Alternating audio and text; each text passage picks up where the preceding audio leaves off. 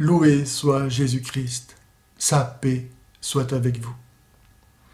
Beaucoup de gens ne comprennent pas aujourd'hui, pas plus que hier probablement, le fait que les prêtres catholiques de rite latin soient voués au célibat, ou que des religieux, des religieuses se vouent eux-mêmes librement à demeurer célibataires. Et certains, dans l'Église, voudraient qu'on abolisse, voire simplement qu'on relativise l'exigence du célibat pour les prêtres, au motif que ainsi, probablement, on aurait plus de candidats au sacerdoce, ce qui n'est pas du tout évident.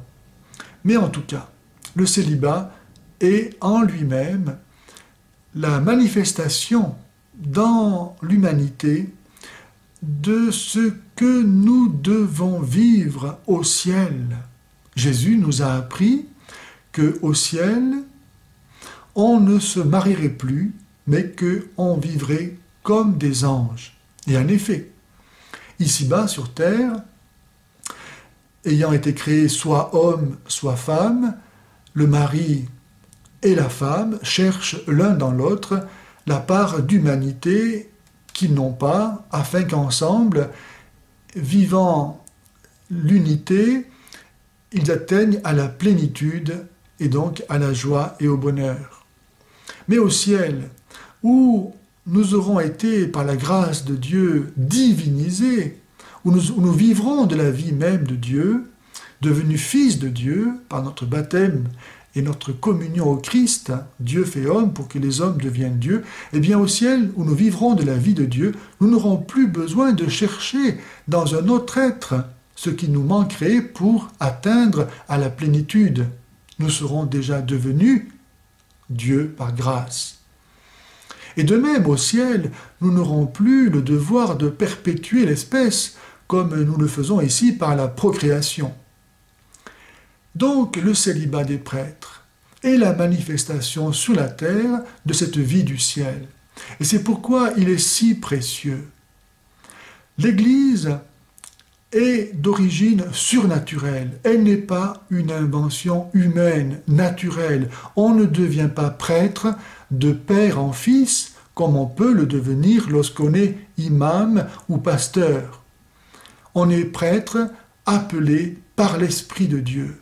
L'Église se renouvelle, se multiplie, s'agrandit par la puissance de l'Esprit et non pas par une opération d'ordre naturel ou humaine. Le mot célibataire, célibat, vient de deux mots latins, celi, le ciel, et habitare. Par définition, donc, le célibataire, c'est celui qui habite le ciel.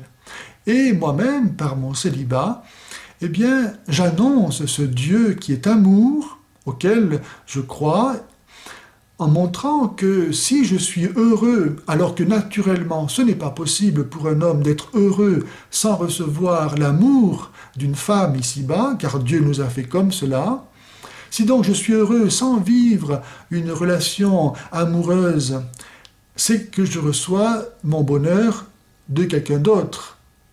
Et donc cela postule, par le fait même, l'existence de Dieu que j'annonce.